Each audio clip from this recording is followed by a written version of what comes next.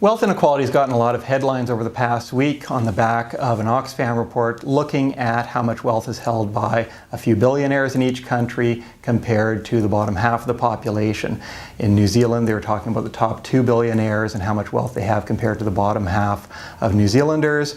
In Canada, they were talking about the top 2 billionaires there as compared to the 11 million poorest Canadians. Every year these figures come out and generate a fair bit of headline, but they don't tell us that much about existing real inequality because they ignore a lot of what really matters.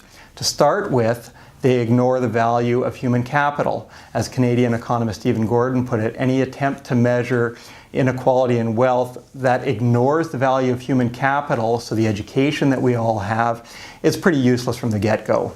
So what does that cash out into in real terms? Somebody who has student debt but a lifetime of expected future earnings is going to be recorded as being very poor in these figures.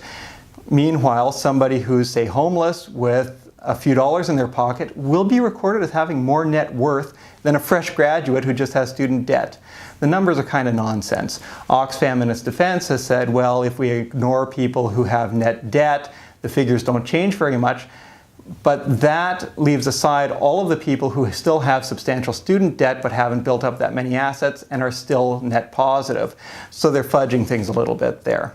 Similarly, Canadian economist at the University of British Columbia, Kevin Milligan, points out that any figures on wealth inequality that ignore the value of public entitlements are similarly useless. So what do we mean by that? Imagine that New Zealand, instead of having public superannuation that kicks in at age 65, had a set of private retirement accounts that did exactly the same thing with government funding those private accounts.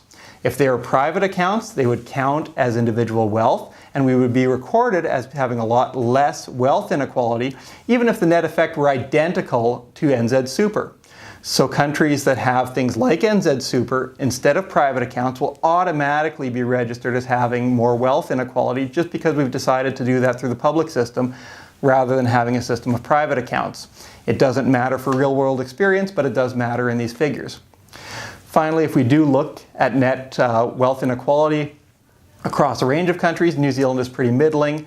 And surprisingly, we are less unequal than some of the Scandinavian countries that are held up as poster children for egalitarianism.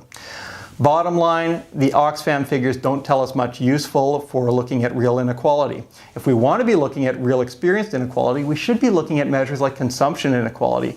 When Treasury economists John Creedy and Chris Ball looked at that a couple of years ago, they showed there that inequality in consumption is actually lower than it was in the early 1980s. So that's the line on the Oxfam inequality figures. They don't tell us much useful, and when we do look at the more useful measures, New Zealand does pretty well.